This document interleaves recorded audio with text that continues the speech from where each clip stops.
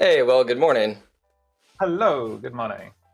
How you It doing this actually Friday? is morning for both of us as well, which is Yeah. unusual for for my current social media exploits.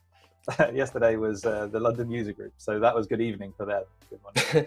Yeah, and just to your comment, like there we have people from Ohio, Barcelona, Nebraska, Yeah, some from yeah, the all over Northwest, some from the UK. UK. Yeah, but every time I see that, it's just like it's really cool to know that they're just hanging out with people that are global with these things. And Yeah, every it's really once in a good. while somebody was like, "Yeah, it's 1 a.m. here, but I really wanted to watch this live stream." It's like, man, I appreciate that. There's a recording, but you took the time to stay up on a Friday night, I guess for most of them, at Well, 1 a.m. just to watch Saturday, this. Saturday So morning. Isn't it Saturday morning by exactly, yeah, then? Actually, Sunday morning, because if it was like Australia or somewhere and it was 1 a.m., they'd be the yeah. following day ahead. I think they would be Saturday, but like really early Saturday morning or something like that. I Oh believe. man, yeah, time zones are confusing. Yeah. Ironically, it actually is easier to schedule a call with somebody in Oceania in Australia than it is in the UK because the business hours, there's like 4 hours of overlap Oh, between. sure. Yeah, There's yeah, none. yeah. If you go over to Europe, there's like maybe 30 minutes at best. Otherwise, you're up early or up late.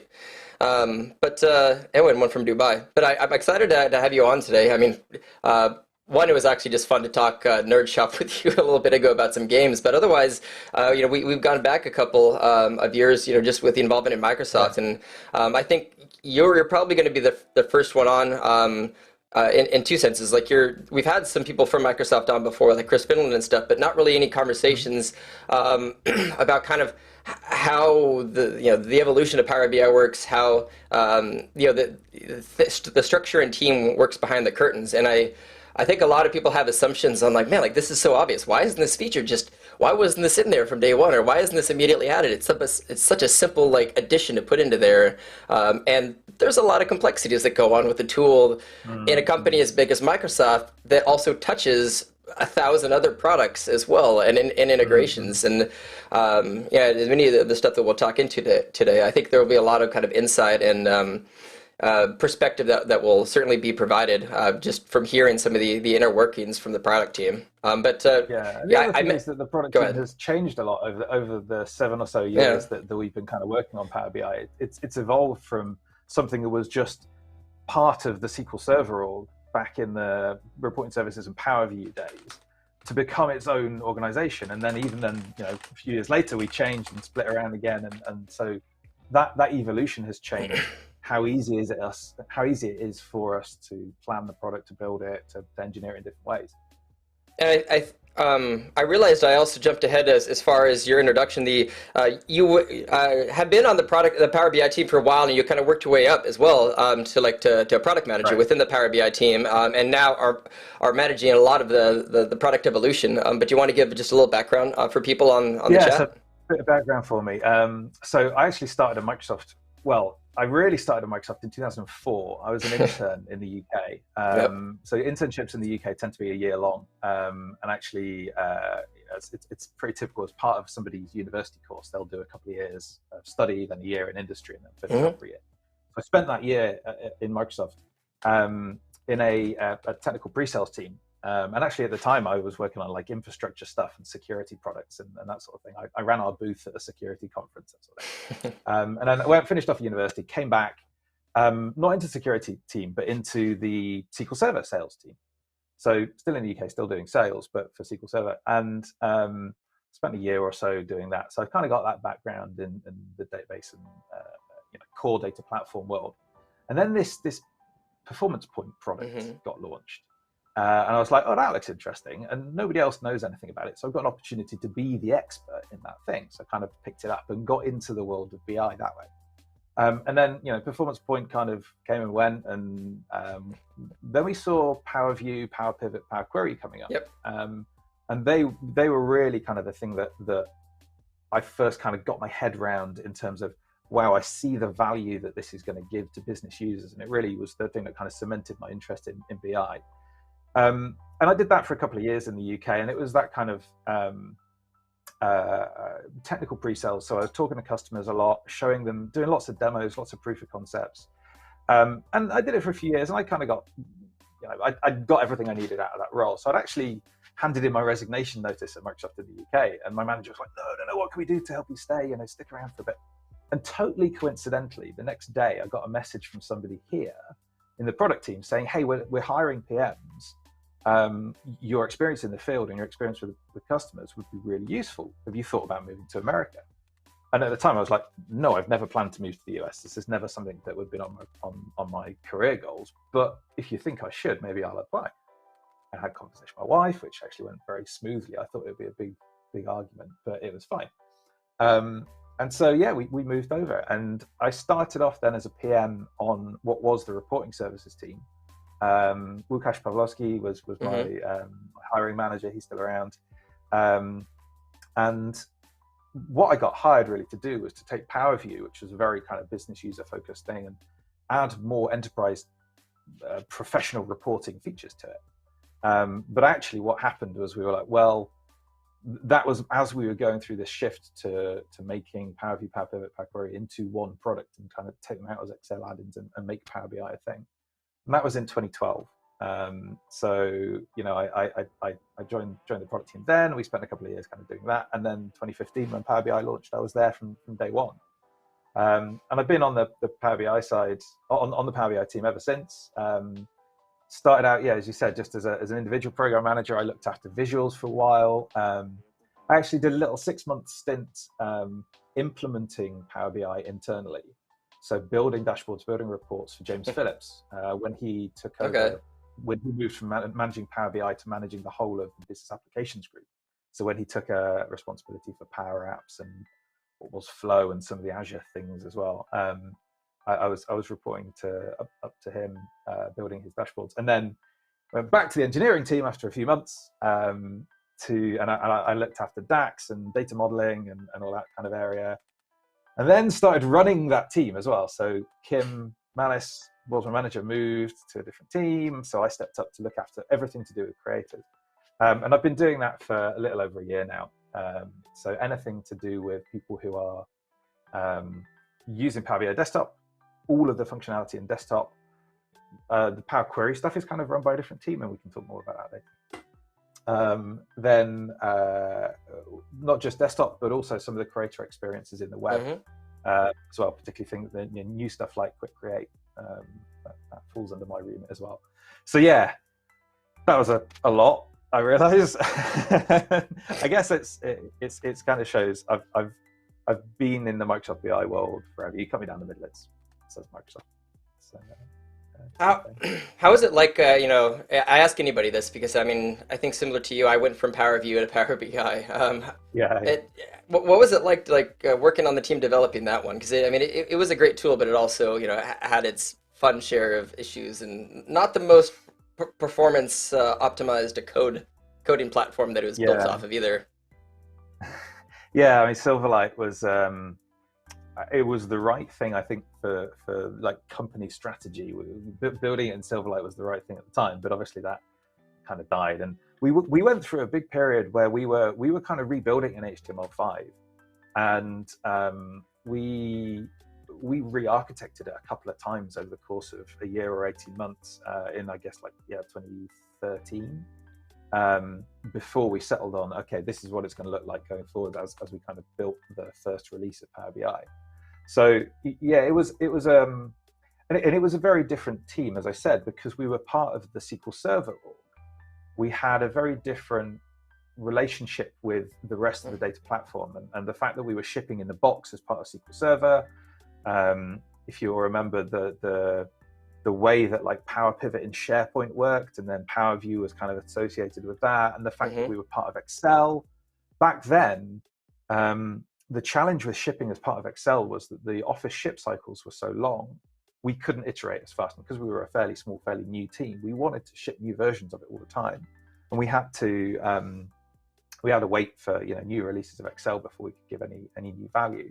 And that's why we kind of took those 3 add-ins out and said, hey, how can we make this a standalone product so that we can ship faster and do it every month? And we've done it every month since. So July 2015 was when we've GA'd Power BI, and we've shipped a new version of Power BI Desktop every month apart from January's, because we take the holidays off. And I think there was 1 month where we missed a release because like we'd shuffled the dates a little bit for Embass, and then the following release was only like a week later, so we were like, okay, we'll just skip that one. So it's like that monthly delivery every of rolling new features and new value. We see that as like a real differentiator for us, that we think it's really valuable. It's huge. To go and give that to customers. But also it means that we really like it from the feedback that we can get, because it means that we hear from customers every month, hey, here's some new stuff. What do you like? What don't you like? What's working? What's not? What do you need? And we change our plans all the time based on that. We can get more into the kind of the planning cycles that we go through, but typically we do these kind of semester-long, sort of 6-month planning cycles, but we change a lot in between that as well. I can't think of a time where we've kind of got our slide together that says, here's what we're planning for 6 months. And then 6 months later, we've actually delivered everything on that. It always moves around, and plans always change. And it's such a disconnect too from like the traditional life cycle that like Office would have, and I think it's actually one good reason that you guys are not part of the Office suite officially or anything, because of there's so many other security and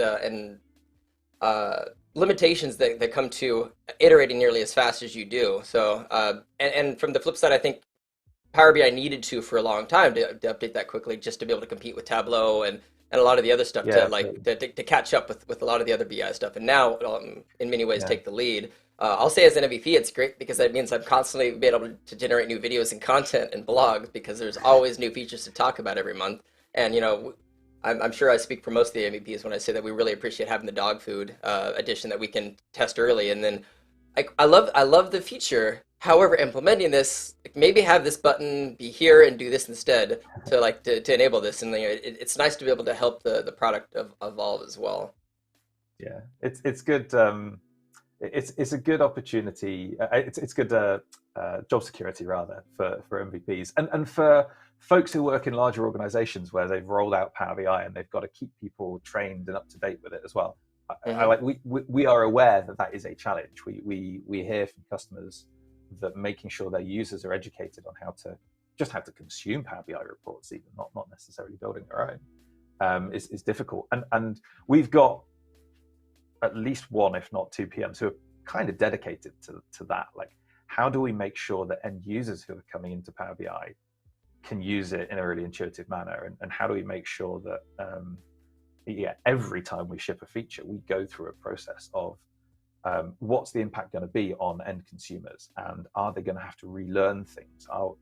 If we want to move a button from one place to another, we've reached a point of maturity with the product where that's a real consideration of like, what impact is this going to have on the millions of people out there who are using Power BI, who only just know that they're using Power BI, right? There's a significant chunk of our users. They click a link in an email, they go to a Power BI report, they click around a bit, and they get the value that they need. They get the information they need.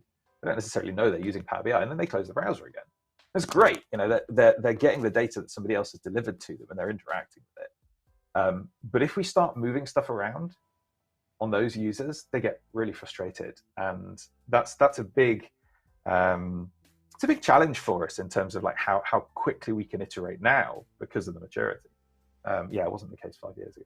And I mean, so like I think that's just a great follow-up question to that. Is just obviously there was a massive redesign last year to get it to be more Office friendly, which I think it was one of those, like, from the get-go, it would have probably just made sense to do that, but at the time it was evolving as a very separate item and not really, I'm probably thinking of like Office type integrations, but the layout now just reflects like how most other Office products would look, but the majority of the buttons got rearranged, re-iconed and all that. So like overall, I think it was a good move, but even for me, like there's a couple of times it's like for a few trainings, like right afterwards, like, hold on, give me like 3 seconds. That's right, it's over here now. And there's definitely you had to relearn some of the items. Was there? But I would imagine the overall the feedback was probably fairly overwhelmingly positive for that. I think. Oh, totally. Yeah. That whole new look redesign, as we call it. I mean, we had a little toggle that people could opt into it for a long time, and that was whilst we were kind of gathering that feedback. And you're right. We tried to align the Power BI homepage in particular to look and feel like the rest of the Office applications. And that's definitely like a guiding principle for us and a long-term goal. You know, we've certainly seen even more so in the last year how important it is to have BI capabilities delivered to people where they spend their time. And where do people, information workers in organizations, spend their time? In Office. They're in Outlook, they're in Teams, they're, now it's 80% Teams, right? So making sure it's there, and it feels like a Teams application, it feels like an Office application is really important. There's nothing more jarring than you spend your life in Teams, in chats, in meetings. Maybe you use some of the Office applications embedded inside Teams, and then suddenly you click a thing and it looks totally different, and all the buttons are in a different place. There's the fact that we're a Microsoft product. We have that kind of one Microsoft family, right? That every Microsoft product adheres to, and we've got design guidelines and design principles that every Microsoft tries to stick to. Of course, there's always going to be times when you have to break out of that. But I always used to joke about getting a T-shirt printed that said, "What would PowerPoint do?" And that's been a mantra for us, certainly on the creators side, of like making it PowerPoint for data. Like we want to make sure that using Power BI Desktop should be as intuitive as using PowerPoint. Somebody who's moving from Office and Excel and PowerPoint to Power BI should have a really see that quote right there. Like I'm a bit indifferent to it, but I feel like I've met some other MVPs who are very polarized on the PowerPoint for data, because it's like no, it's so much more for that. It's not just like power. I think Matt Allington might have been one of the ones who's not a fan of that phrase, but it almost is like, I think it's a bit too reductionist, and it's trying to make it seem too simple. It's a guiding principle. Yeah. It's really the core of it is that it's an experience principle, right? The look and feel should feel like PowerPoint. It should be as easy to do something in Power BI as it is in PowerPoint. Yep. That's not to say we shouldn't provide more advanced capabilities. But I forget whether they actually kind of do it regularly or whether this was a one-off. But our big competitors over the lake, the other side of the water, they talked about being Photoshop for data, and I was like, I get massively intimidated by Photoshop. And that's too much. That's right? I get theirs because they're more about like beautification, and like they do make really pretty visuals. But a lot, like, I feel like also 90% of those pretty visuals you wouldn't use in 98% of reports, kind of a thing. Right. Yeah. Right. And so it was a little bit of a counterpoint to that principle. But really, it's about that idea of being able to pick up all the skills and reuse all of the skills and the gestures and the shortcuts that you would expect from an Office application, and use those in Power BI quickly as well. It's something that struck me kind of as we were saying about Office there. Something that's interesting that's changed in the last couple of years is, like I said, we got out of Office because of the speed of shipping. But actually, Office has got a lot better at shipping updates more regularly. As they've moved to the cloud, it's taken a lot longer because they're such a big organization, a big product. But they're shipping updates every couple of months now as well.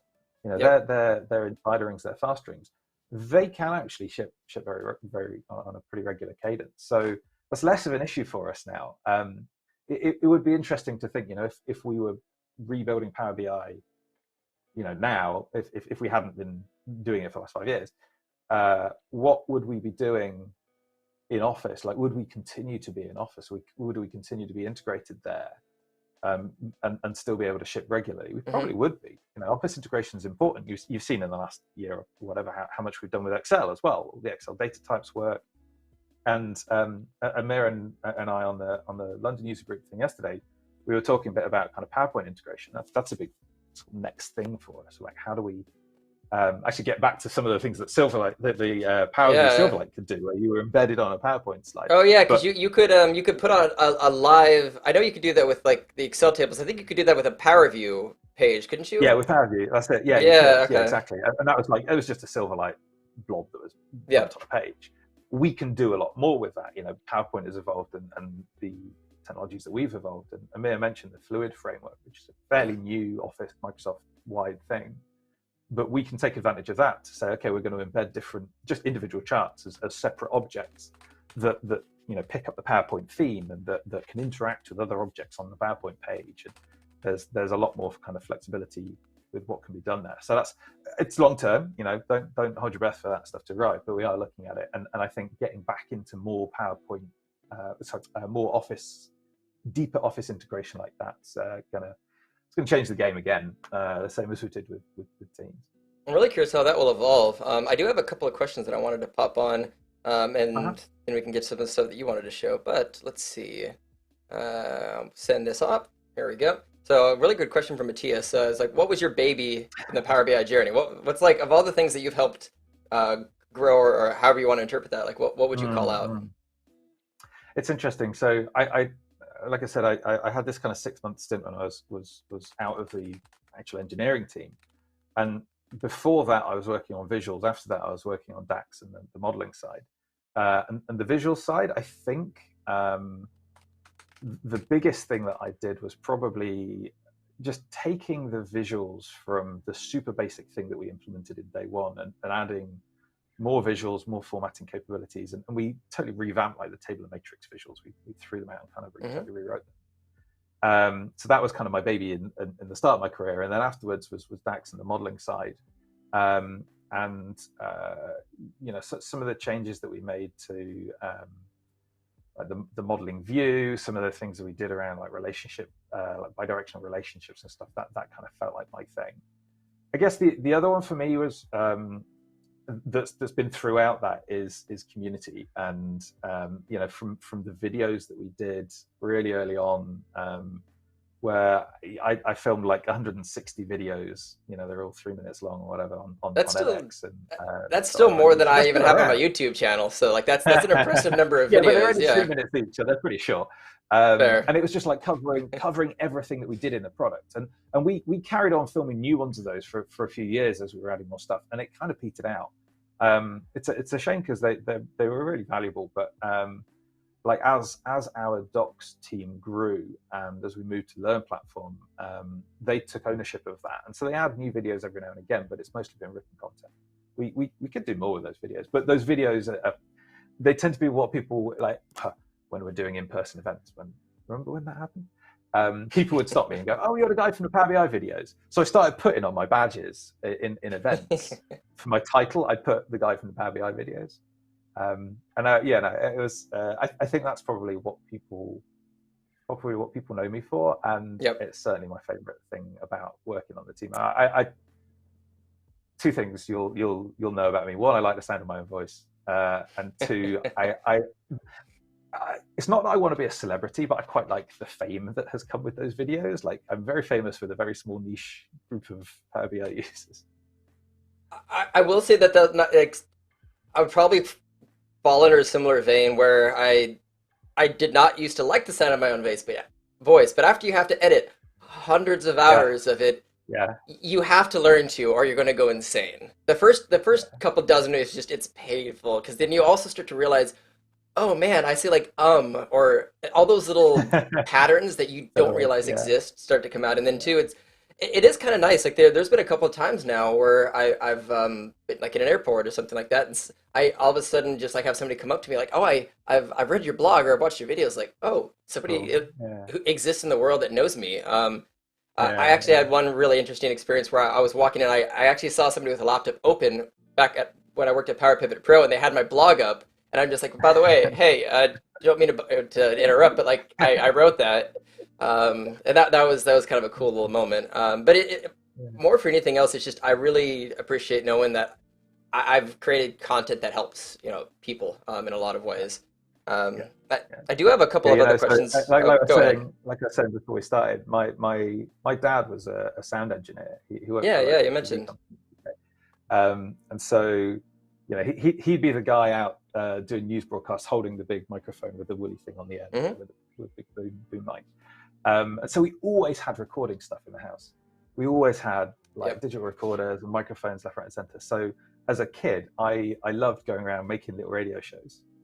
and recording myself and my friends doing silly things or interviewing my parents or whatever. And so I think from that really early age, I was used to hearing myself on tapes and on recordings.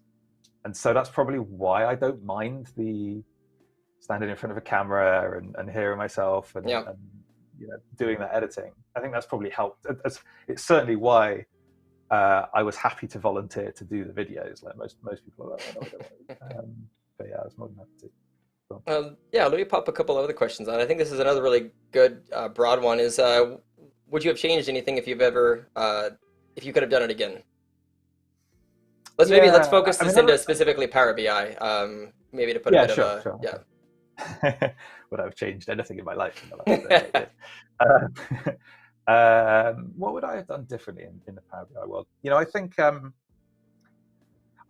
as we went through, we made the right decisions at the time. There's always things with hindsight where you're like, oh, I wish we'd known about. For example, I wish we had known about the shift to, AngularJS and React and those other frameworks that have come up more recently that would have saved us, like I said, that kind of 18 months where we re-architected the product a couple of times. Like if we had been able to cut that out and got an 18-month head start on what we were doing, that would have been brilliant.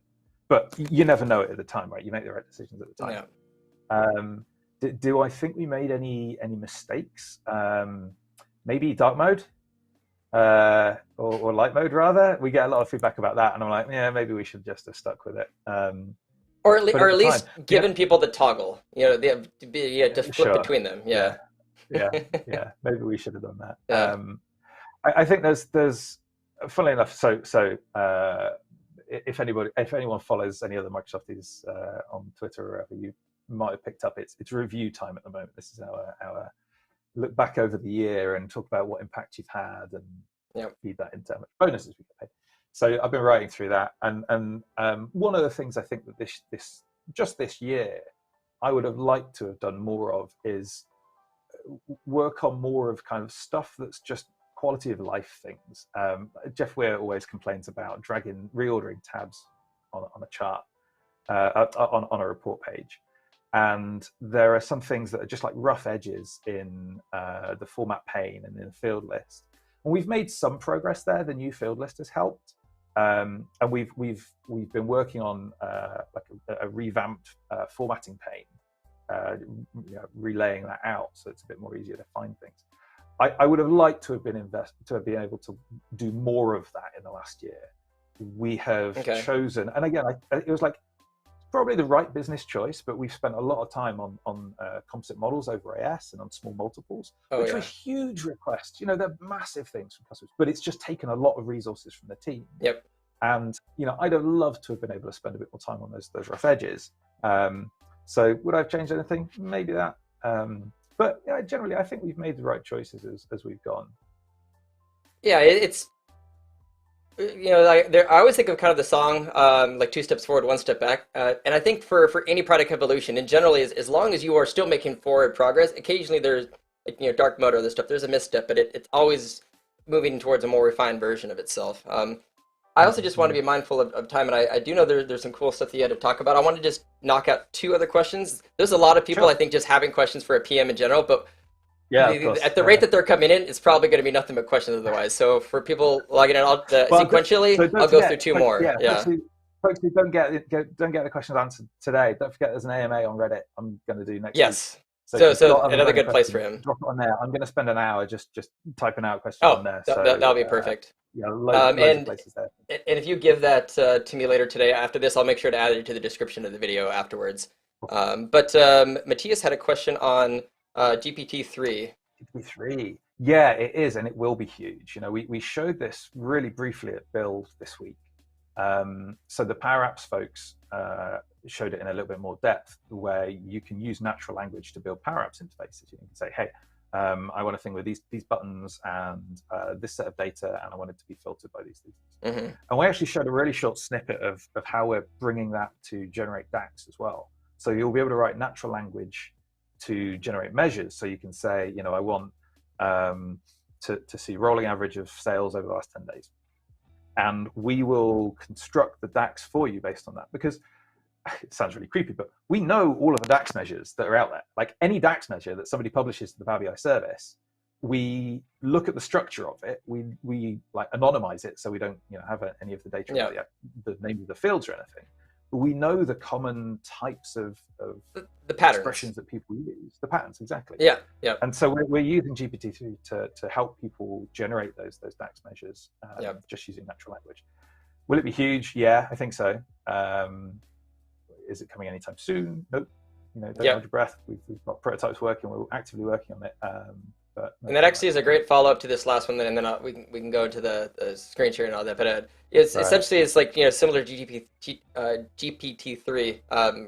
The impact of like AI writing DAX, and I personally think it's going to be a huge improvement for individuals who aren't like myself, for people who've taken lots of DAX courses. It's going to be very helpful to expand upon like the quick measure type thing, where it's just you'll be able to do so many things by request. But and asking it to do stuff. So as any modeling becomes easier, I think it's just going to make the tool more and more universally applicable.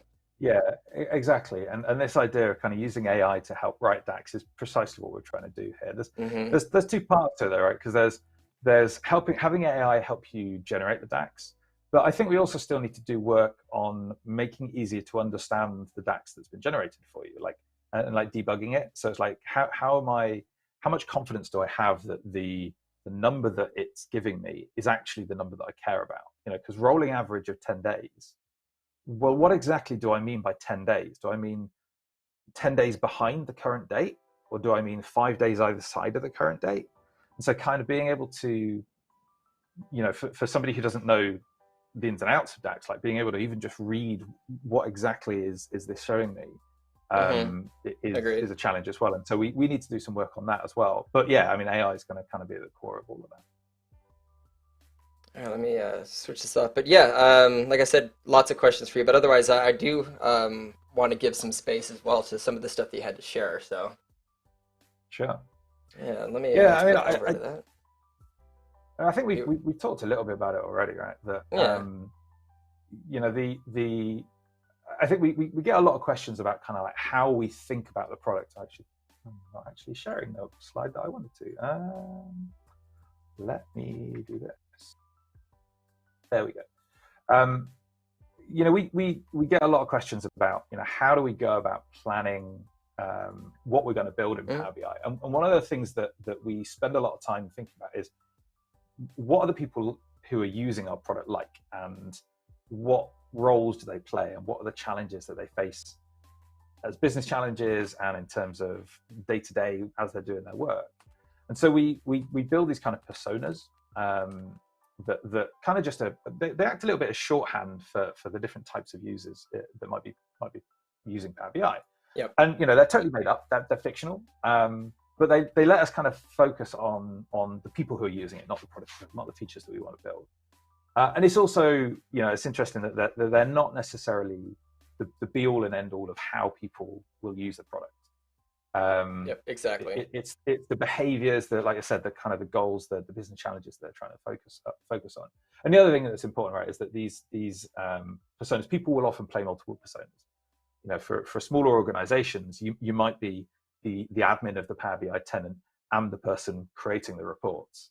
And for most report creators, they're also consumers. On our team, I create the odd report every now and again, but mostly I'm consuming it.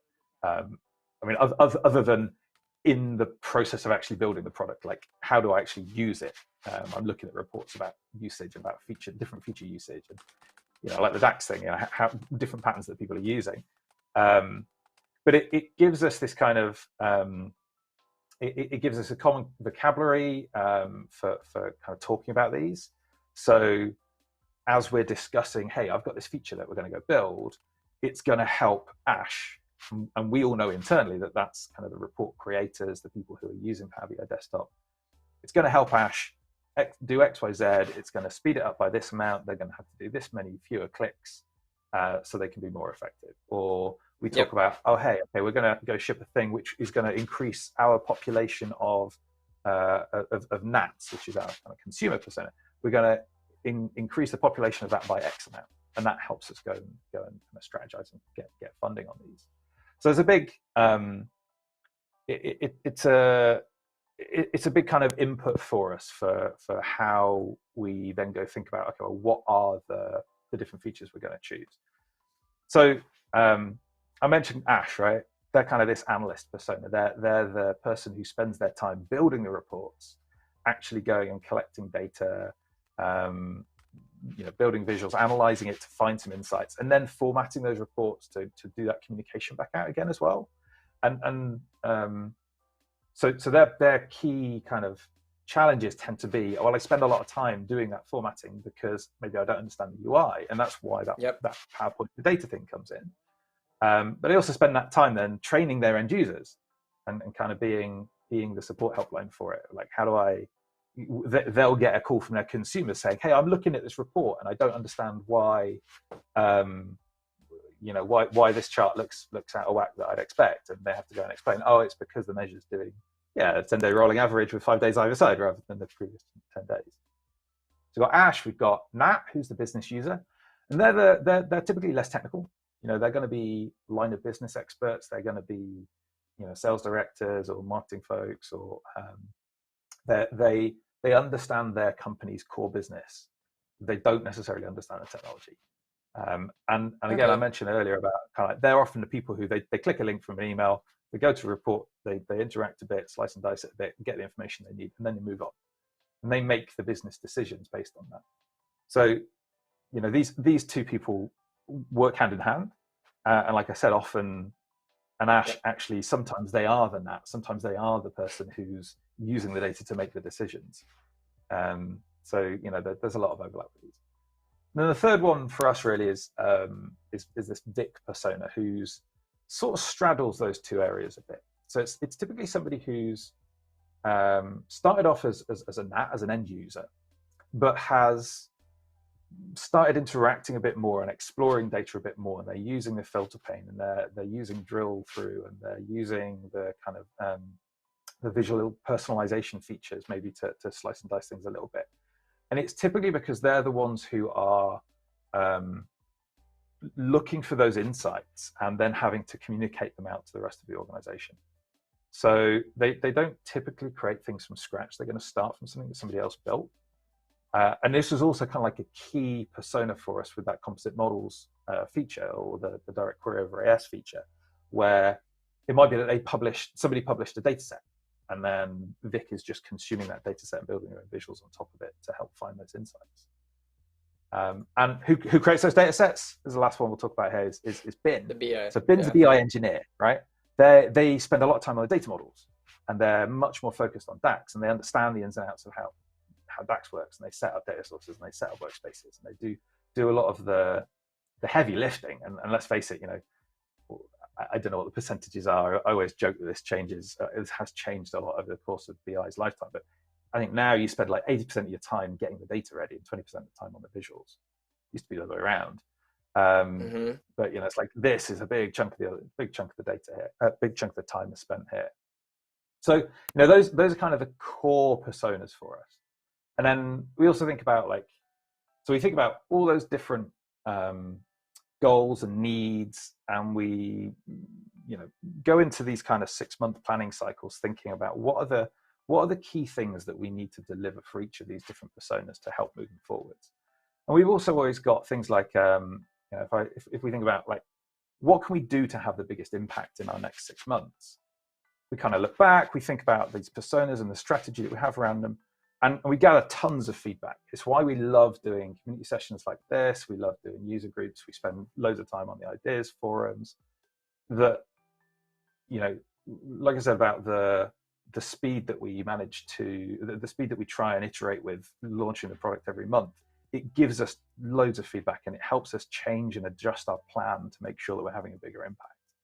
And then, of course, we also think about what's the blue sky stuff that we can do. What innovations do we have? We have a really close relationship with Microsoft Research. So things like Charticulator, that was a feature that came from them. And looking back, things like some of the first AI capabilities that we shipped, like the explain the increase and explain the decrease. Those started off as Microsoft Research projects, where they developed some of the algorithms. They looked at some of the best ways of displaying those kind of differences and increases, decreases. And so we kind of sit down with them every now and again and go, oh, hey, you know, what have you been working on? And some of them will go, that's a really great idea. Let's bring that into the product. And then, of course, we do the cost and ROI discussion, because any of these features, it's going to take time to ship them. It's going to take engineering costs to ship them. And we have to balance that. Like, there's no point spending 6 months on something that's not going to deliver much value. Yep. We sometimes have the problem the other way as well, that a lot of the little tiny things, just those little rough edges, because on their own they don't deliver much impact, we often say, okay, well, they're further down the list. We've got this big thing like direct query over AS. We want to go do that thing, so we're going to do that. And we ignore the little stuff. And we have to, that's the job of us as PMs, to try and strike that balance. Like, we can't just focus on one or the other. And, you know, as priorities change and as plans shift, you know, things do get dropped. And it's really painful as a PM to see that happen. But I think it's a fact of life of any kind of enterprise development like this. Well, yeah, I mean, it's like you said, I've often seen like an interesting parity between, like, there are certain features that like everybody's going to want, but then there's those other features that are, you know, are only applicable to like the 1%, but that 1% that needs it is very vocal about getting that feature implemented. So and like, I'm sure for you have to kind of manage, like, you know, where's the ROI, what's the cost involved, like, oh, this is the quick fix, this is something that requires integration with 7 other platforms and updates from all those teams, and is going to be at least a 1 to 2 year development process. Yeah, and that's again why that feedback is so important. That to figure out what that balance looks like. Kind of jumping around a little bit on my slides here, but we take everything from the ideas forum, which is the best place for us to hear from the hundreds of thousands of people, millions even, out in the community. That gives us an idea of that very long tail of, like, what are the things that are affecting a large population of users. And we've got like 1.6 million community members around the world. This is crazy. I think this is amazing. The 300 user groups. Okay, we can't go and talk to every single one of them, but we try and get to as many people as we can to get an overview of all of that. And then at the other end of the spectrum, we've got our customer advisory team. So people like Adam and Patrick, Matthew Roach, Chris Webb, they spend a lot of time with our very largest customers. They spend all their time with our very largest customers, maybe sort of the top 100 or 200 accounts. And they do kind of like a monthly synthesis back to us of what are the common issues, what are the top blockers that are stopping people from deploying Power BI at enterprise scale. And they give us a great little kind of list from a set of interviews that they do with those enterprise customers to say, hey, this month, these have been the consistent bits of feedback that we hear. And it's often things like training for internal users, that we said earlier. This was a slide from a few months ago when composite models over analysis services was really important. And this is also where we hear things like SAP. You know, if we looked at the 1.6 million people out in the community, how many of them are using SAP? Not a huge number compared to that 1.6 million, but because it's our enterprise customers, we need to spend time on them. You know, they're the ones who are generating the most revenue for us. At the end of the day, we're a business, and that's kind of something that's important for us to focus on. So, you know, it's like you have these both ends of the spectrum, and then we all get together, we sit in a room. I love this photo that we had. There's actually a photo from like a couple of semesters ago, because, hey, we're all there in person.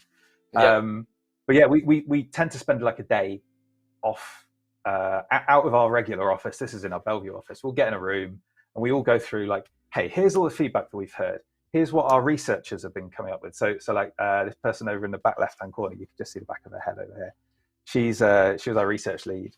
And so she does loads of studies on kind of like people's first experiences with desktop, or the first time they land in Power BI. What do they do? What do they look at? What do they click on? What struggles they have with it?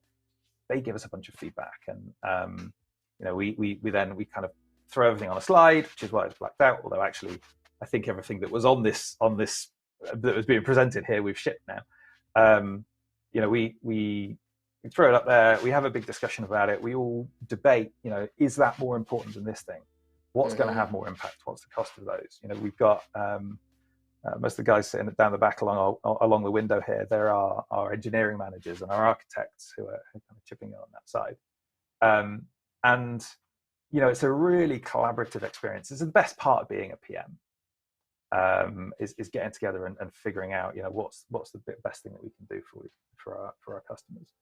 And then we translate it into a list of what are the top items that we think we're going to try and do this semester. And we split it up into different sort of pillars across the team of like what are the key strategies we're going after, the key business changes that we're going to see, and back to what are the personas that are going to get affected by these. So for us across kind of the self-service world, we've got onboarding, incremental improvements there. We've got information workers in office. We've got creation of beautiful content and broad distribution and consumption.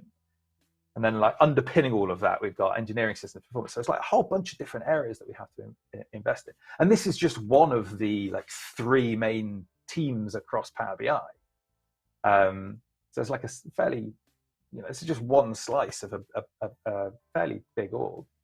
And then of course, we get a bunch of other things that come in, like cross-team dependencies and cross-product dependencies. And we get, the Azure folks saying, hey, we need this thing. We get the Dynamics folks saying, yep, hey, we need this thing. And, that just throws all that plan out again. And we have to go rearrange everything again because there's more stuff that we want to go and do. We also do things like hackathons.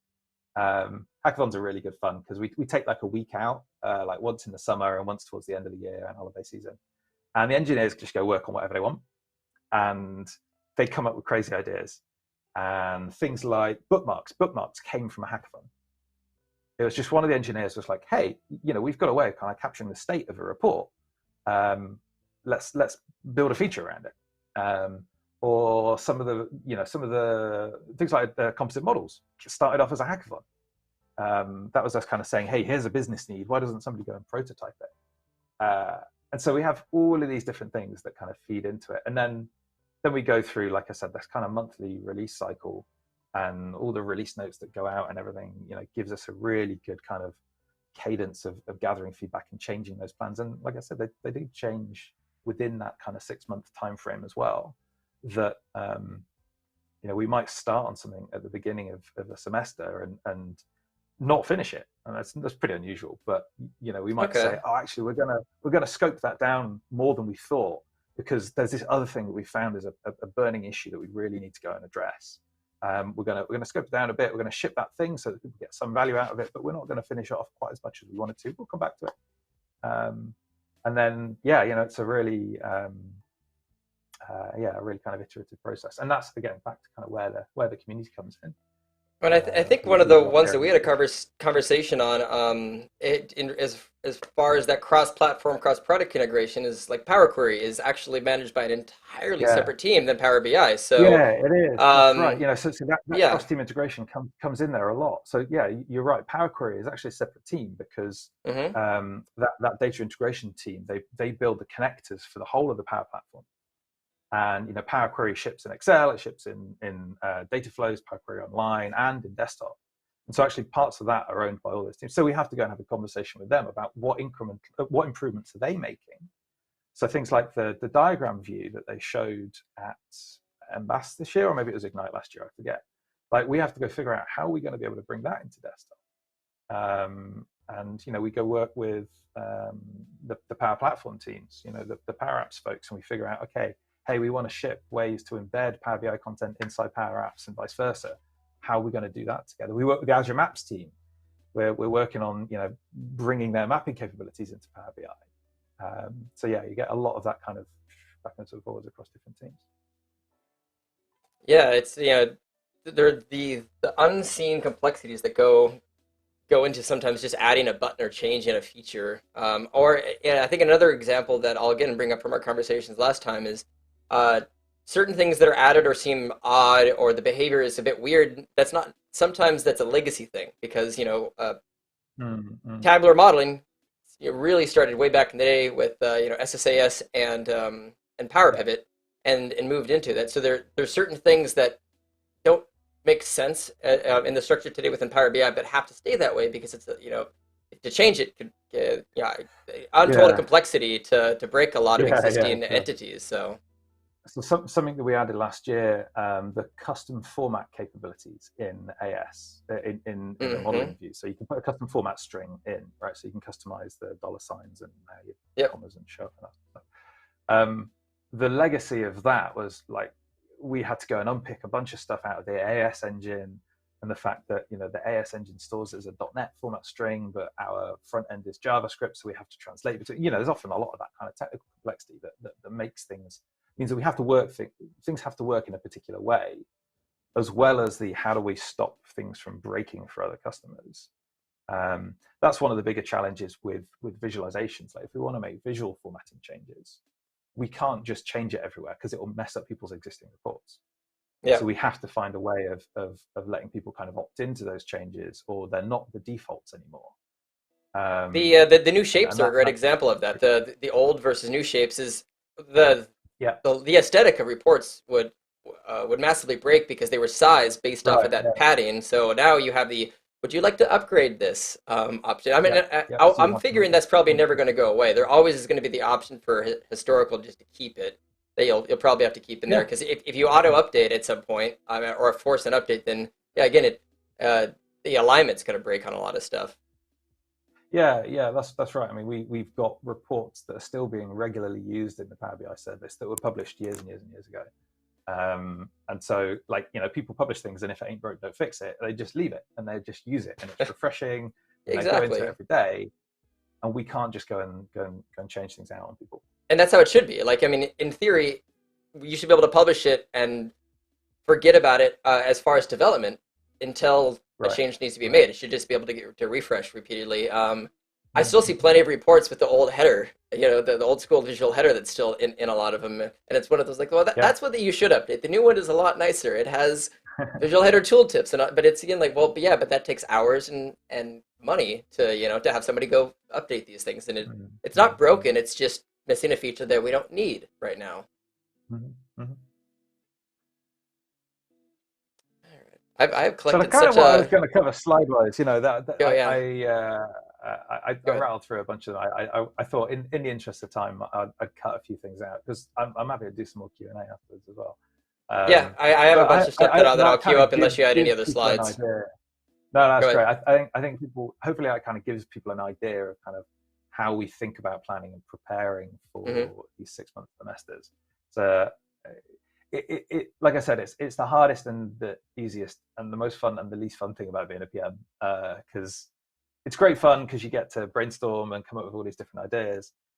It's really difficult because then you've got to make those really hard decisions about what are we not going to do. Yep.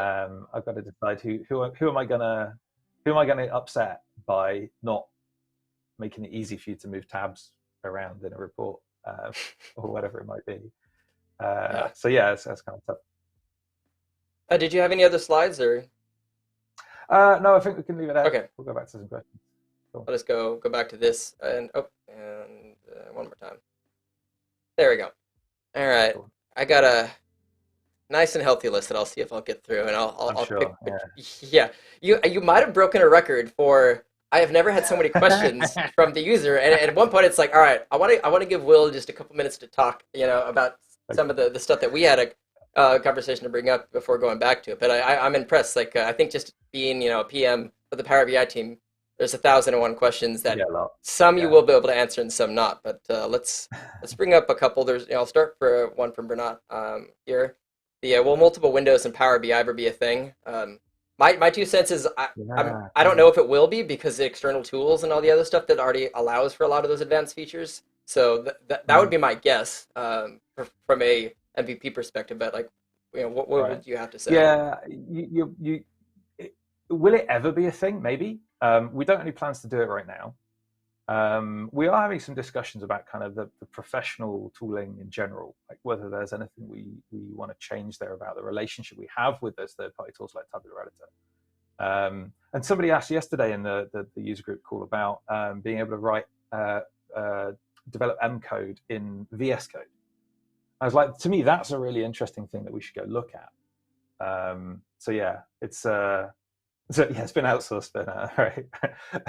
we think that's, we've seen so much kind of support and love from the community for Tabular Editor. We work really closely with Daniel and that crew to just make sure that that experience works really well. And we may well go and add more of it in the future. The other thing is that the future for desktop, we're bringing a lot of the desktop authoring capabilities to the web client as well, and that brings some flexibility in that it can run on any platform, and people can do it from a Mac and wherever. Will that ever support external tools though in the cloud? Well, yeah, you think about it, the XMLA endpoint, you're just connecting to a data set. That's true. So in theory, it does. But would it support multiple windows? That becomes a bit harder because you're going across browser processes. So never say never, but we're not planning it right now. I'm actually making a note. Somebody's like, can we get Mark Regura on a future call? But I have another really good one from Steve from earlier, because I think Alex mentioned that Mark Regura was in charge of the Ideas website. Yeah, he runs the CAT team. No, he runs the CAT team. So Mark looks after Adam and Patrick and Chris and all that lot. I would love to get. I would love to give Adam's boss on a call. That would be. Yeah, totally. Mark is awesome. So Mark started in Microsoft Finance. He used to be a finance manager, and he was kind of one of the first internal champions of Power BI. And his background in finance, he's really smart, and he's really good talking to customers about the business value of doing BI properly. Yeah. And it's very different from most of us who are techies who talk about it. But yeah, he looks after that CAT team and has done a great job of growing them from there was 4 of them when they started, and they've got 20 people in that team now. Fantastic. Yeah, he'd be great to get on. Yeah, I just made a note to reach out to him at some point. Another really good question, Steve Williams, and I guess so. I haven't seen Jeff Weir on this chat, but he's mentioning Jeff, so I'm curious if that's Jeff Weir that's channeling himself through him. So and I'll just comment a little bit on this. It's technically possible to do some fancy things with calculation groups and tabulator, but it's not super easy to just click the little f of x symbol and just have one pop in. So I'm going to guess that's kind of what this is alluding to. Yeah, I'm sure. It's is it a technical issue? So it's not trivial for us to do it. The actual kind of technical implementation of it will be very similar to what we did with conditional formatting elsewhere. That you're right. We do the FX button, and then you can drop in an expression that will give you what label do you want, and you can make it return blank on data points where you don't want it. We've got a bit more technical design that we need to do to be able to support that kind of dynamic text in different places, multiple places on a chart. But it's also been just kind of a prioritization question. Like I said, with the breadth of things that we have to go think about and prioritize, we've just not got down the list to this one yet.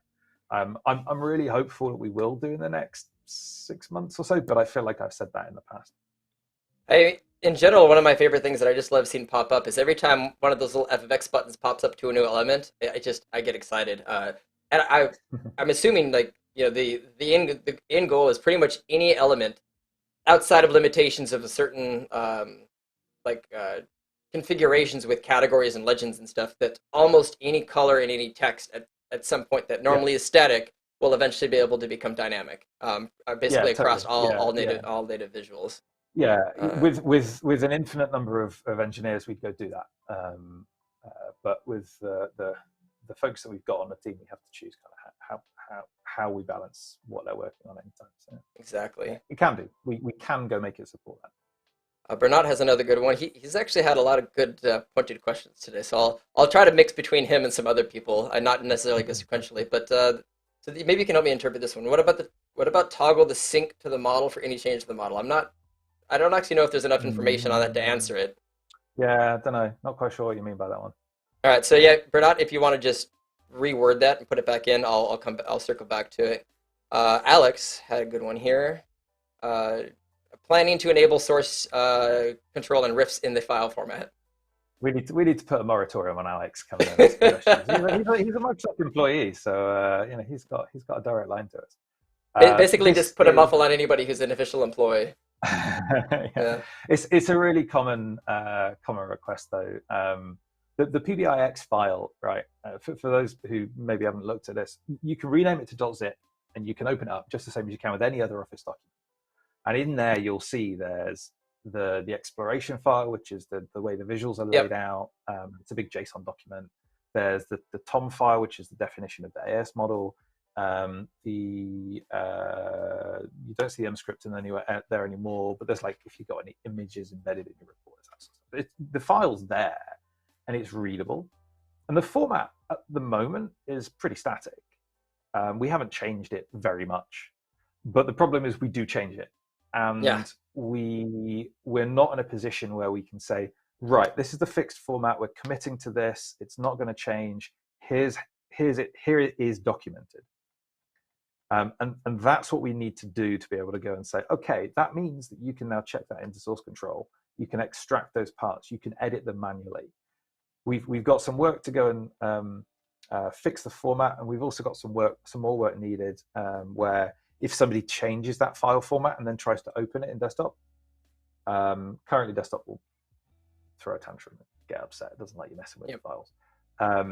We've already started to do some of that work to harden it against those changes. We needed to do that for those third-party tools, so the Tabular editor to go make those changes outside of desktop. So we're on that path, but again, we're kind of chipping away at it. It will come over time.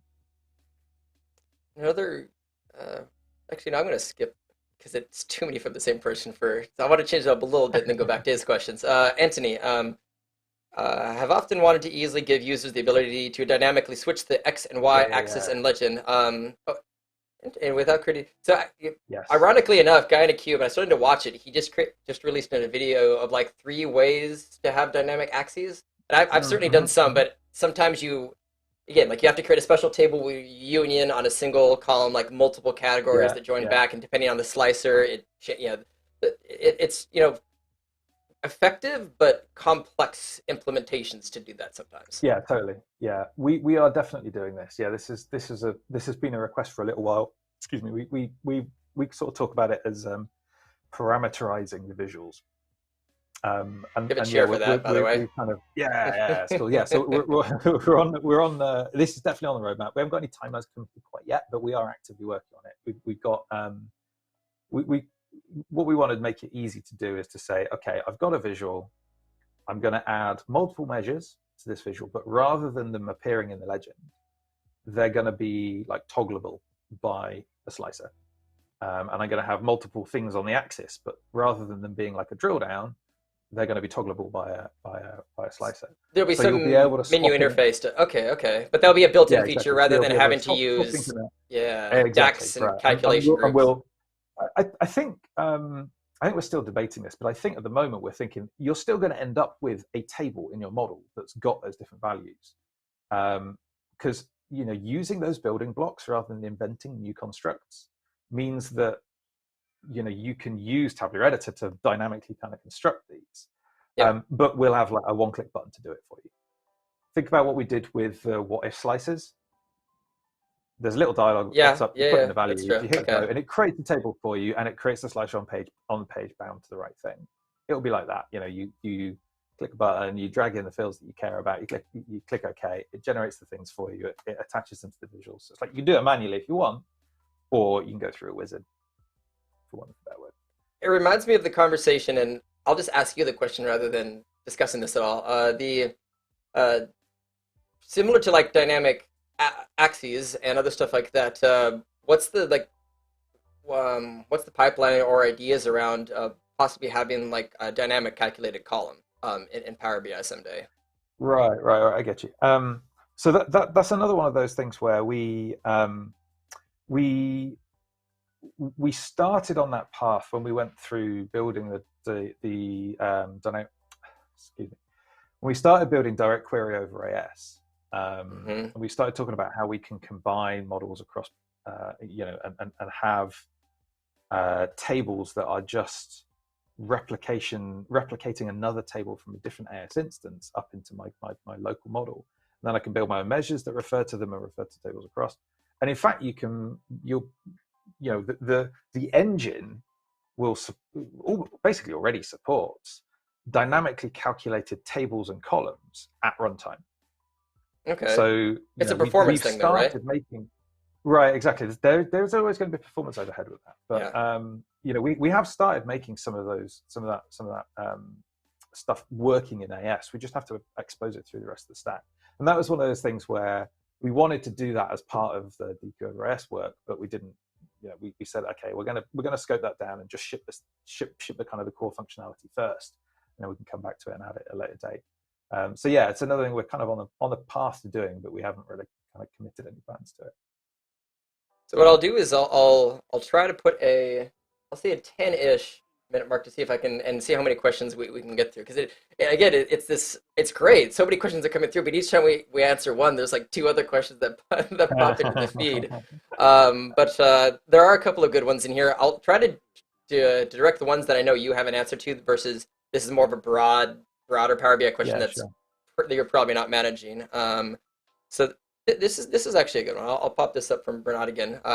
Customized ribbon. I would guess from my end probably no, because you can't really do that in PowerPoint or Word or anything else. Like Yeah, you can have a quick you search can. at the top, You right? can in Office, yeah. So Huh. certainly Outlook, you can do that. It's Well, pretty Outlook, flexible. yeah. So I was thinking of like PowerPoint.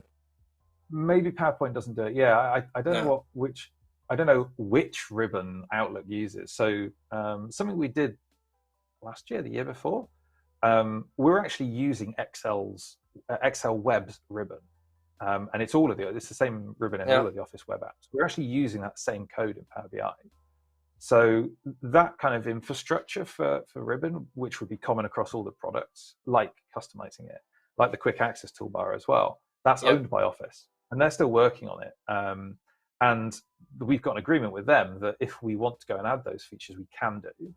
Oh, okay. But That's awesome. it's a pretty, it's obviously a more complex process because we've got to do it in such a way that supports all of those Office products, and it's got to adhere to all of their design standards and guidelines and whatever. And there's more work for us to do that. But yeah, we co-developed the current ribbon in Power BI with the Office folks. So we don't have any plans to allow you to customize it. But once Office light that up, it would be easy for us to go and turn it on as well. Yeah, keep fingers crossed. Now let's see. I'll switch it up. There's one from Patrick, and maybe you can understand it completely. You notice your comments on the FT visualizations. When can users expect the tools to create this level of storytelling natively? Yeah, so I think our visualization strategy has always been we'll make it easy to get going and make it easy for you to build something that looks good and build reports quickly and lay them out nicely and theme them appropriately. Yep. We took a really different approach to D3 and to what Tableau do and to what Flourish and some of those other applications do that are very sort of visual grammar based, right? Where it's like I want to draw this rectangle on a screen bound to this value. Very modular. This axis. Yeah, very modular. We said rather than having to go through and kind of define all of those things, we're going to take something that's a much simpler approach. So we don't have any plans to get to a point where you've got that like fine fidelity kind of control. What we are going to do is add more and more of those formatting properties, so it's more like PowerPoint or Excel. I mean, I'd say even Excel has some more formatting capabilities than we do. There's trade-offs as to what Yeah, you choose. exactly. But there's stuff that Excel can do that we want to go and add. And we'll go and add more properties like that rather than going back to the all right, I'm going to draw this square, I'm going to draw this mark, I'm going to draw this line. So yeah, when can you expect it? Some long-term thing in the future. Will you see progress regularly on that direction? Yeah. Fair enough. Perfect. Let me pass one back by Bernard again. So this one's it's a bit of a complex question, so I don't know if you'll answer that or not. A lot of it, I think, personally, I've found that some of the things that cause the model to slow down and refreshing can also just be like number of pages and number of unique entities across all of them as well. It's not even necessarily the model size. So it's the complexity of the metadata that exists in the file. Seems actually to be, for me, one of the primary factors versus just one page, like one visual, but a 500 million row table or something like that. Yeah, the thing that causes measures to take the longest to, or the thing that causes the biggest delays when you're creating or editing measures Mm-hmm. is actually when you've got very large models and we call it formula fix up.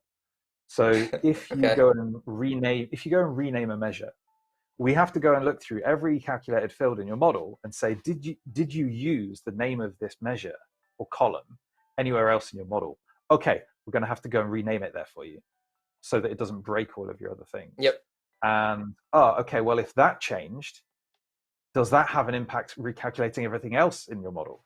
So when models get larger in terms of the number of fields or measures that are in your model, that's usually what causes that slowdown. Okay. Now, if your measure is taking 30 seconds to update, that's really bad. We're doing something wrong there. We have kind of performance benchmarks that we track with models of pretty big size. We've got enterprise customers who have kind of shared their model schemas with us to test against that have got hundreds of tables. Like I forget what it was, like 12,000 fields and measures in it. So we do test at that size. Yep. And if you're seeing specifically something that's taking that long, that worries me. Get in touch with support. Stick something on the issues.powerbi.com support channel. I've definitely had ones that have taken like 15 to 25 seconds. But again, like some of the models I have are enterprise models with a lot of tables and easily hundreds of measures, plus. So there's a lot to scan, to find it. But at that point, I often use like tabular editor. The one thing that I'll say, like from the Excel era that I taught from day one is the really nice thing about the measures window is it kind of pauses model changes. It allows you to edit a bunch of measures, but it doesn't commit it to the model completely until you hit OK. And Bernat actually had a follow-up. It's like, it'd be really great to have a commit button where you could actually make a bunch of edits and then hit OK.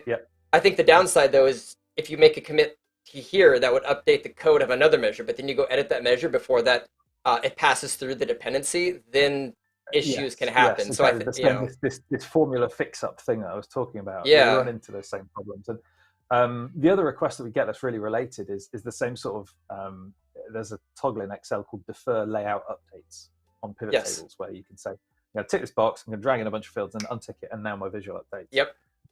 We've talked about doing the same thing for visuals, and it's like those two things together, actually, they're really useful features in terms of being able to say, I'm going to do a bunch of changes and now I'm going to kind of commit them all in one go. But it's like, hey, there's some technical complexity with it, and there's some cost associated that we just haven't prioritized yet. There's a billion things like that we'd love to go and do, but we just don't get to. And it's where's the Venn diagram of like easy to implement in time, more you expect in all the other complexities that goes into implementing those. Let's see, Mustafa. This is a good one. It's actually one that I would also agree with. An FFX button for line charts. Like there's that workaround that I constantly do in presentations. It's like a fun hack. You start with a column chart, apply conditional formatting, convert it to a line chart, and then you get the little dots that are all over that. But there's no way to, one, you can't change the size or the shape. Someday it would just be nice to have that, and then an option just to format them, with the little things on it, or just have the line change color, like a really pretty little gradient that goes into the line. Yeah, I think we've got a spec floating around for this. We've got a design for it, but we just haven't implemented it yet. That's fair. So something we're doing with something we're trying to do to address some more of these visual things is we talked about it before. This thing called a contributor program. So we've had a handful of MVPs and other folks come and kind of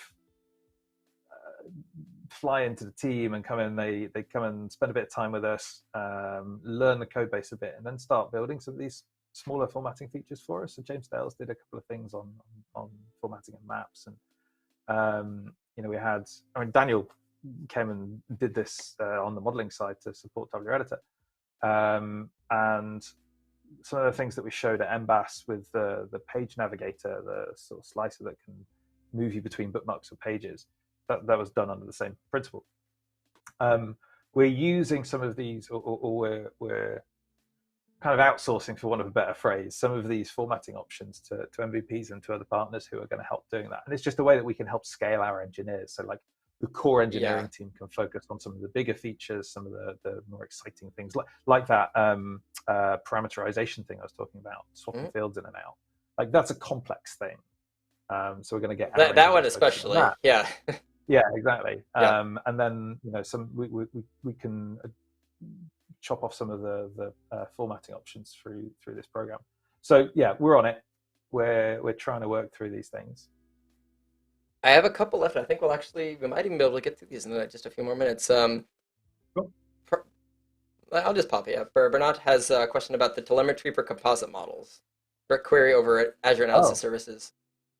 What's the telemetry for it? Well, big question, right? Yeah, sure. I'm not 100% sure I'm understanding it, but the telemetry that we look at for it, we've been tracking how many people have been using it, the size of the models that have been created. We also look at we've got like how many data sources people are connecting to, and it was really interesting, like seeing the first couple of days that we were looking at the telemetry, because it was all our internal usage. You'd see like 1 or 2 data sources were being connected into one composite model. And then we started sharing it with a few customers, and it jumps up to like 3 or 5. And then all of a sudden there was one with like 70 different sources in it. And it was just somebody trying it out. So like, how far does it go? And of course it made our chart suddenly have this massive long y-axis. Then it disappeared again a couple of days later because nobody was actually doing it, regularly. It's just somebody testing it. And that's why you go for median, not average.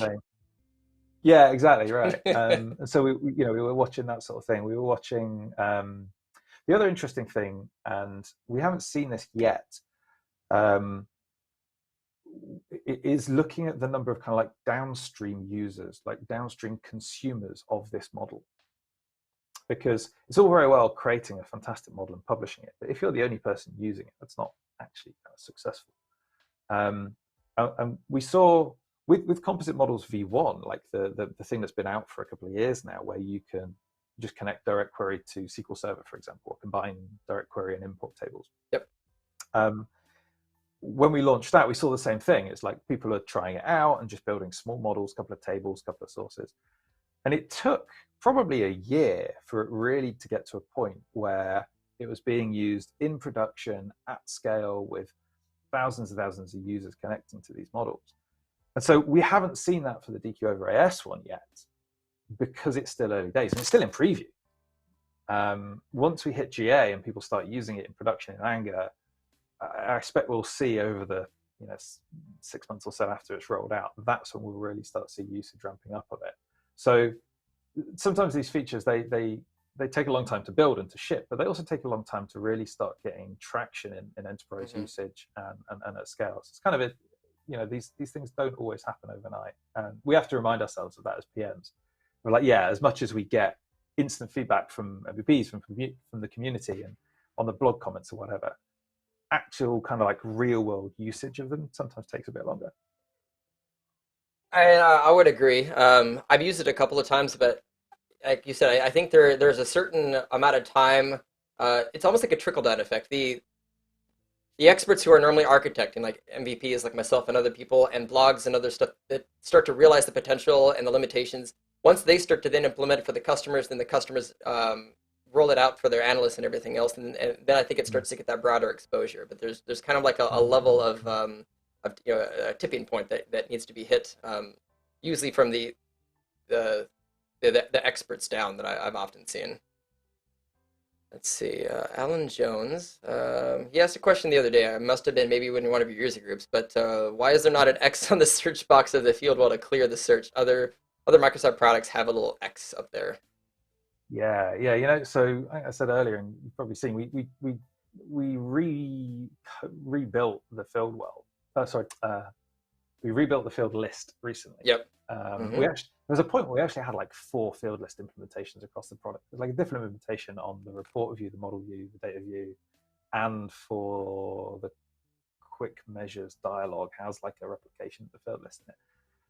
And we did a process to consolidate them just so it's like one code base. And so it means that we can start adding these features and actually, it's worthwhile us doing it rather than doing it 4 times. Just do it once.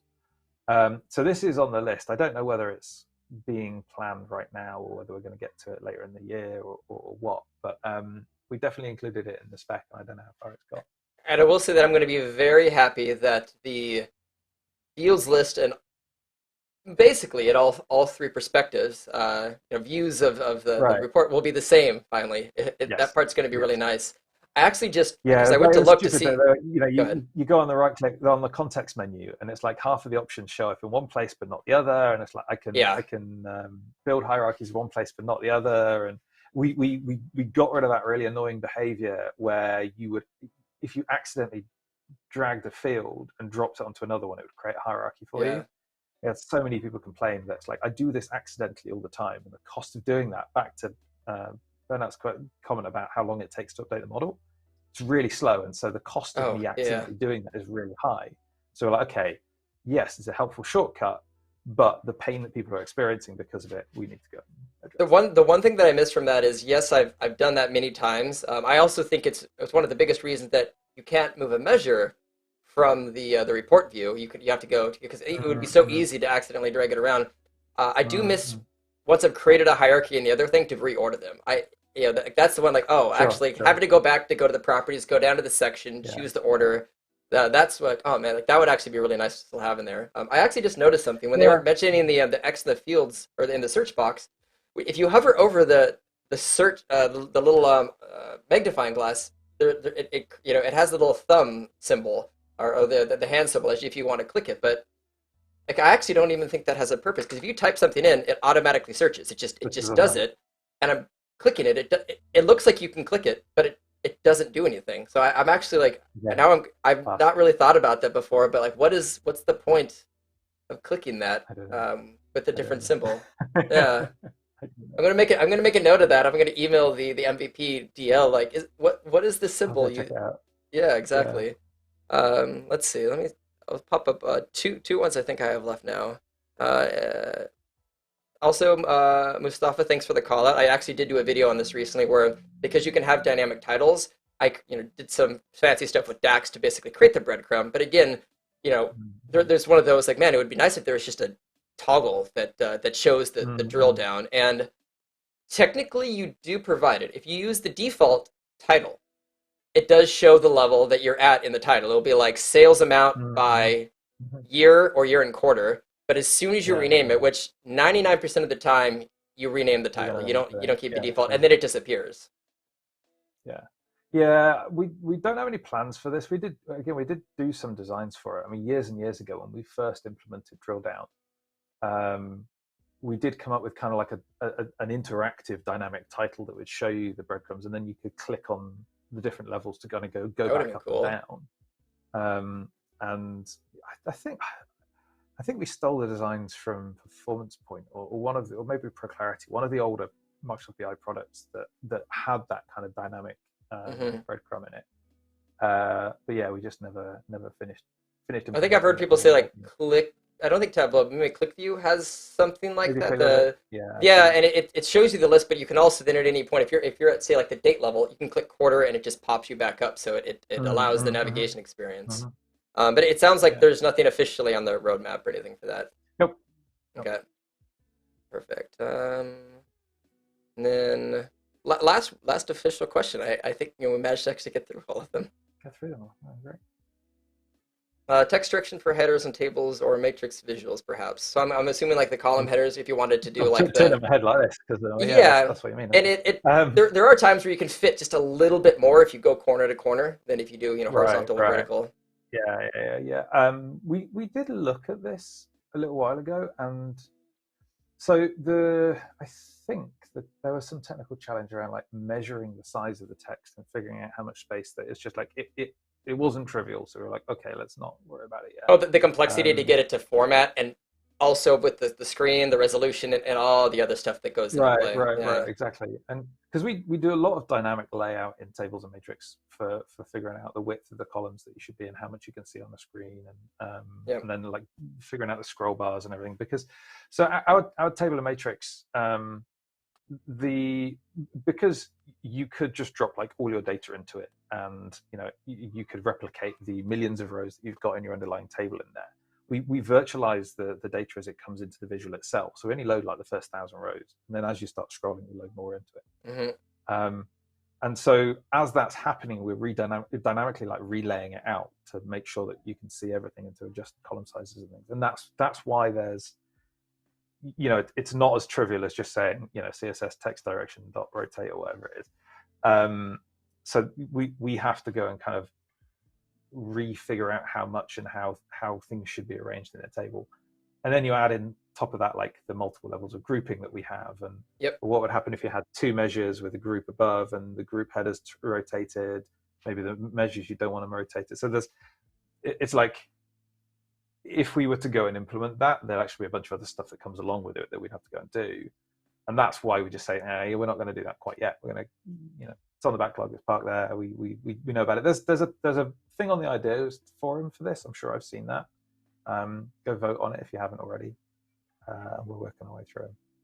There's one last question that I'll ask that I gave people the opportunity to, that from Mustafa, that'll pop up in a second. But you reminded me of one thing in the matrix table. Like in general, you don't have any control over the number of default rows it loads before, and it also loads more as you scroll and all that. But depending on the model and the complexity of the measures in there, like sometimes that can also, like, probably the worst perpetrator usually of the visual that runs out of memory, it's like a table or a matrix. And I'm personally like hoping that someday there's some kind of a control where you can go into the setting and, rows is relative. It's basically categories or groups that it's grouped to, but you can say like 20, and basically you can control how many loads by default, and then every time you scroll, it loads the next 20 and the next 20. But have granular control over that, and like the Info River visual that I've been helping Visual BI like roll out, like they have that kind of pagination control. But is there any kind of control for that, for performance and other stuff that might ever come as a setting to customize in tables or matrix tables? Yeah, I get you. It's not something I've heard people asking for before. What happens is we generate the DAX query that the visuals generate just as a top 1,000, and then as you scroll, it changes to be skip top 1,000 skip 1,000. We just get the next window. So that 1,000 is just an integer we could parameterize and expose somewhere. So like, because 1,000 could be a lot of measures to load, depending on the data size. Just like and it makes sense for the people tuning in. Like that's why sometimes your matrix table, like, why is this taking forever? 1,000 rows multiplied by how many different measures that you might be displaying on there. That like there's a lot of data points that are having to be calculated in memory right there. Yeah, or doing it dynamically by saying like, how many groups are there in this visual? Yep. Like if I've made a table that's really short and I can only see 5 rows, don't bother retrieving the first 1,000 rows. Just retrieve the first 5. And then, go and get a few more so that as you start scrolling, there's data there immediately. Then as soon as you start scrolling, load the next ones. We could optimize that. If there's not an idea, I'm making a note for that for later. If there is not if there's not an idea for that yet, I think I might put it in, because as you said, that seems like it actually might not be a difficult or field to add in the setting, considering it's already in the query. You just have to be able to then type. It's either auto or you type in a number to adjust that. So I'm gonna submit an idea for that if it's not there. All right. Let me do, like I said, I'll do one more questions and then we'll wrap up then. So one more from Mustafa. I need to send it. There you go. Can the font size be better managed? It's a very open question. More font types make sense. I'm not sure what the better managed means, though. I think one of the things that we've wanted to do for a while is kind of have font size exposed in the ribbon, more like it is in Office, that I've just got one place to go to toggle it, and I can kind of select a set of visuals and just go and make it bigger. I'd love to be able to go do that. We just haven't got around to that. More font types. We have looked at doing custom fonts as well, allowing people to embed their font files. This was a really long time ago that we looked at it, and there was some concerns about having embedded font files in the PBIX from either a compliance or a security reason. I forget the details. I thought it was a security issue because they're like with anything that becomes embedded, there's some risks. I know, like I thought certain SVG and other renderings took a while because again, like there is potential of embedding malicious code in some of the stuff that can pipe in and out from other sources. Yeah. But the other thing is that the cross-platform nature of it, right? It's like there's a way that you can do with theme files. You can say, hey, this is the font that I want to use, and you have to explicitly put it in your JSON in the theme file. Yep. But that's then relying on the font being installed on your consumers' machines, which is fine for some corporate environments where it's pushed out to everybody's machine anyway. But then you also run into on a Mac, what's the fallback if that thing's not there? And on Mac, it might be different to on a PC, and on mobile devices, it's going to render differently. That might have also been a limitation for having it embedded in the file, was how do we get it to a mobile device? There's actually a similar limitation to, using emojis or other kind of like the colored symbols and stuff is each OS, they have a fairly shared library. But the smiley face might be 3D on one. Windows has more of the flat one with the black outline, but it looks different, which can break aesthetics, depending on how you want it to look and what device it's being rendered on. Yeah, totally. So this comes up in conversation every now and again around fonts, and we keep looking at it and kind of thinking about it, and just haven't got to it yet. The one thing, and actually maybe a better managed might be alluding to this, is it would be really nice that I would love to be able to pick a font and then be able to independently italicize or bold or underline it. Without having to because the only bolds is Arial and Seago. I always forget. I think it's Seago, right? How you pronounce that one? SEGOE? Yeah, good question. I don't know. That's a great question. Yeah. I thought you could do it with everything, but I know things like Seago is kind of weird that Seago has separate fonts for bold and for light.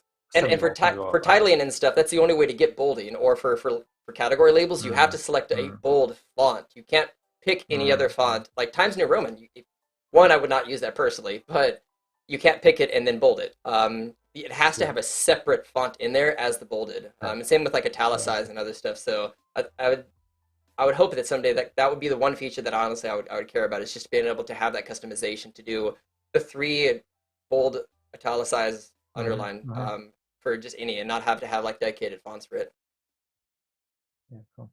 Perfect. But yeah, we think we got through everything. Again, I'm very happy to have you on, and I just love the amount of it's people we're so excited to we have somebody who has the inner conversations with Microsoft. We get asked so many questions now, but it was great.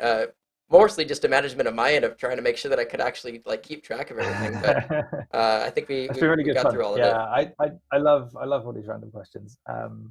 Yeah, if there's anything that we missed or anything, come jump on Reddit next week. I think Tuesday morning next week I'm going to do an AMA there, and I hope we get some random questions as well, not just product related questions. Well, exactly. And I've noticed a couple times there's an issue where if anybody else posts a link in there, YouTube deletes it. But if you give me the link, I'll drop it into the chat, and then I'll also make sure to include it in the description for his AMA that's coming out. Yeah, I will grab it in a second. But yeah, otherwise, Will, it's been great having you on. Everybody, thanks for tuning in. I think we had a peak of about 45 today, which was fantastic. So like you said, your name precedes you with a lot of the stuff that you come to fame just with all those videos that you've been doing. So really great to have you on today. Yeah, thanks for having me. All right, take care, everybody. All right, cheers, everyone. Thank you so much for watching. Please consider hitting that like and subscribe button. And if you want to help support this channel, take a look at our channel memberships as well. And last but not least, please consider sharing this video on social media to help pass on this awesome content and to help the channel grow. So until next time.